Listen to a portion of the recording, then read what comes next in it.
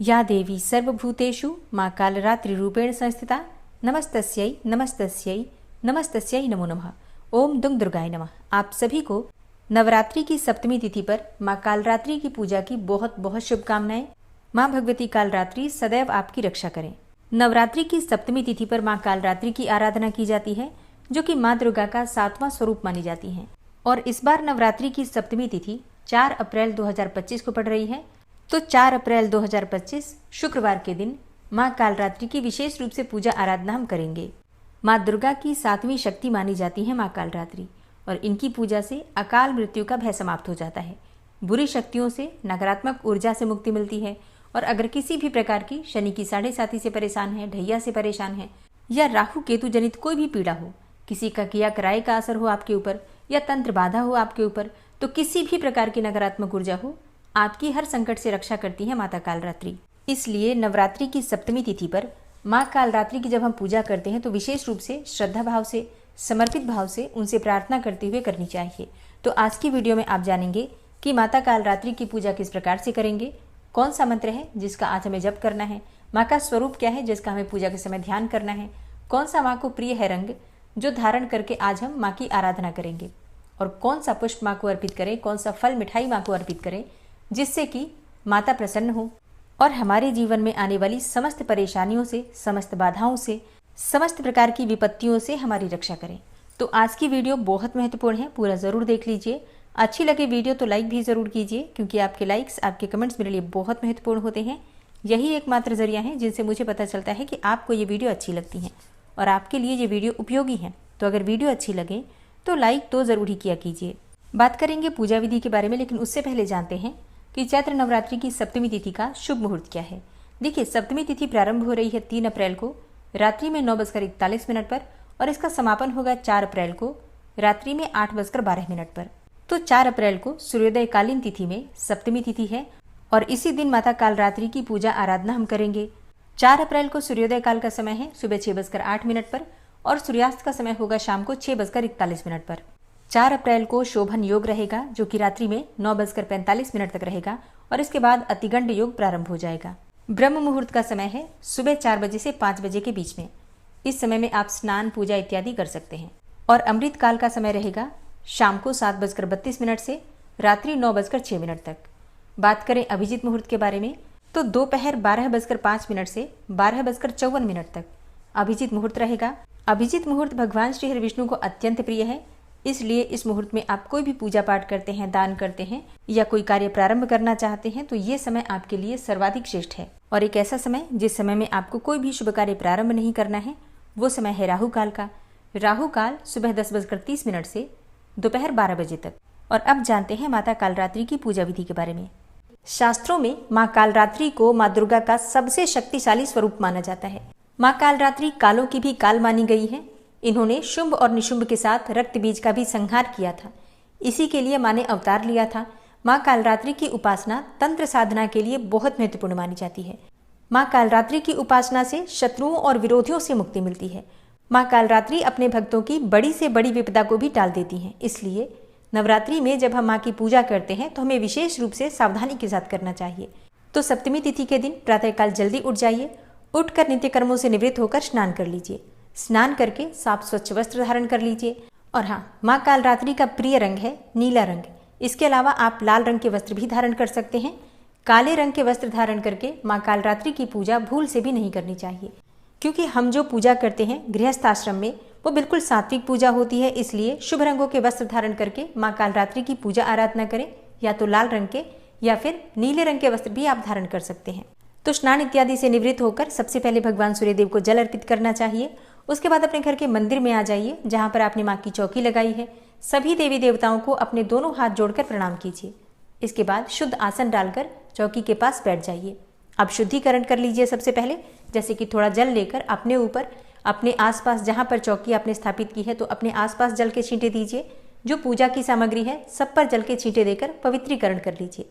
इसके बाद आप आचमनी कर सकते हैं चाहे तो, और बहुत से भक्त हैं जो कि आचमनी नहीं करते हैं, तो भी कोई बात नहीं, आप जल के छींटे अपने ऊपर देकर भी शुद्धिकरण कर सकते हैं।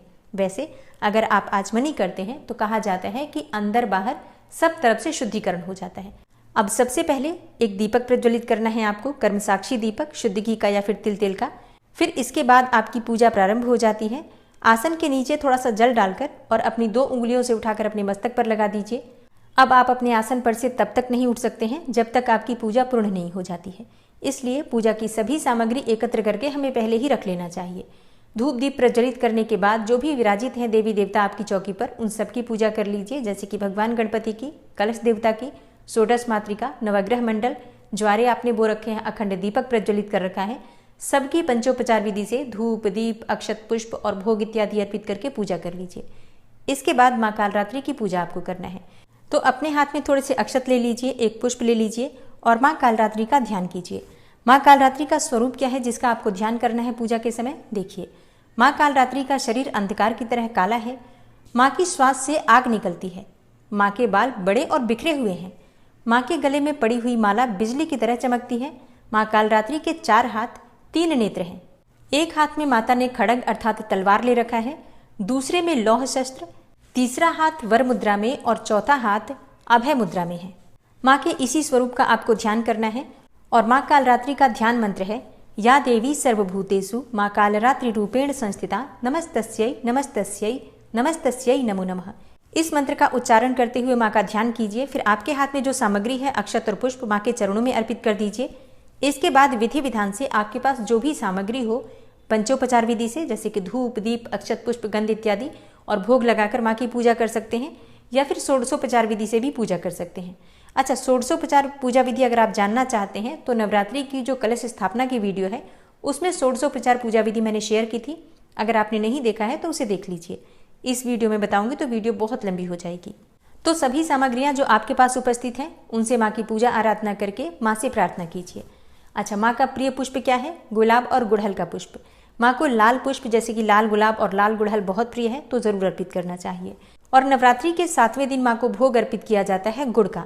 गुड़ या फिर गुड़ से बनी हुई मिठाइयों का भोग आप लगा सकते हैं और इसके साथ ही जो भी ऋतुफल आपके पास उपलब्ध हो उनका भी भोग आप लगा सकते हैं। विधि विधान से माँ की पूजा कर लीजिए।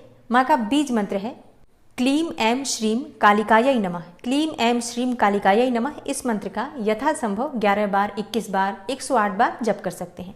और फिर इसके बाद जिस प्रकार से आप प्रतिदिन पूजा करते हैं, जैसे कि अगर आप कोई मंत्र जप करते हैं प्रतिदिन या दुर्गा सप्तशती का पाठ करते हैं तो उस पाठ को या फिर उस मंत्र का जप कर सकते हैं। पहले हमें उस देवी के मंत्रों का जप करना चाहिए जिस स्वरूप की हम पूजा करते हैं। और हाँ, इसी समय आप चाहें तो कथा पढ़ सकते हैं या सुन सकते हैं, या फिर चाहें तो शाम को भी कथा पढ़ या फिर सुन सकते हैं। इसके बाद जब आपकी पूजा पूर्ण हो जाती है तो माँ की कपूर और लौंग से आरती कर लीजिए। आप चाहें तो शुद्ध घी के दीपक से भी आरती कर सकते हैं। और हाँ, माँ कालरात्रि की पूजा में कुछ विशेष उपाय अगर आप करते हैं तो इससे आपकी बहुत सारी परेशानियां समाप्त होती हैं। कौन से उपाय आप कर सकते हैं? देखिए, सबसे पहला उपाय है गुड़ का। माँ को गुड़ बहुत प्रिय है, जैसा मैंने पहले भी बताया। तो गुड़ आप थोड़ा अधिक मात्रा में अर्पित कीजिए, जैसे कि आप 1.25 किलो गुड़ अर्पित कर सकते हैं, चाहे तो 5.25 किलो अर्पित कर सकते हैं, या फिर 1.25 पाव जैसे कि 350 ग्राम गुड़ अर्पित कर सकते हैं। मतलब इसी प्रकार से थोड़ा अधिक मात्रा में गुड़ अर्पित करके और माँ की पूजा आराधना कर लीजिए। उसके बाद से आप इस गुड़ में से कुछ हिस्सा ब्राह्मण को दान कर दीजिए। मतलब लगभग आधा गुड़ ब्राह्मण को दान कर देना चाहिए और थोड़ा सा गुड़ अपने घर में भी रखिए, प्रसाद स्वरूप सभी सदस्य मिलकर ग्रहण कर सकते हैं। इससे क्या होगा? इससे अकाल मृत्यु और दुर्घटना से मुक्ति मिलती है। अगर आपके मन में हमेशा अकाल मृत्यु का भय बना रहता है या फिर दुर्घटना का भय बना रहता है या फिर बार बार आपके एक्सीडेंट्स होते रहते हैं, तो गुड़ अगर आप आज माँ कालरात्रि को अर्पित करके दान करते हैं ब्राह्मण को, तो इससे आपकी इन सभी समस्याओं से छुटकारा मिल जाता है।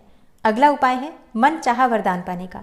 देखिए, माँ कालरात्रि को रात रानी का पुष्प बहुत प्रिय है, तो अगर आपको रात रानी के पुष्प मिल जाते हैं या पुष्पों की माला मिल जाती है तो माँ को जरूर अर्पित कीजिए। इससे माँ बहुत प्रसन्न होती हैं और मन चाहा वरदान देती है। मतलब अगर आप कोई भी मनोकामना है मन में आपकी जो आप चाहते हैं कि बहुत जल्दी पूर्ण हो जाए, तो माँ कालरात्रि की पूजा रात रानी के पुष्पों से करनी चाहिए। तो जैसा कि माँ दुर्गा का सबसे शक्तिशाली स्वरूप माँ कालरात्रि को माना जाता है, तो हर प्रकार की कामनाएं माँ पूर्ण करती हैं। मतलब आपको अभय दान भी देती हैं, भय से भी मुक्ति मिलती है, रोग से भी मुक्ति मिलती है, और कोई भी आपकी कामना हो तो बहुत जल्दी पूर्ण हो जाती है, क्योंकि माँ कालरात्रि अपने भक्तों पर बहुत जल्दी प्रसन्न हो जाती हैं। तो विधि विधान से माँ कालरात्रि की पूजा कीजिए।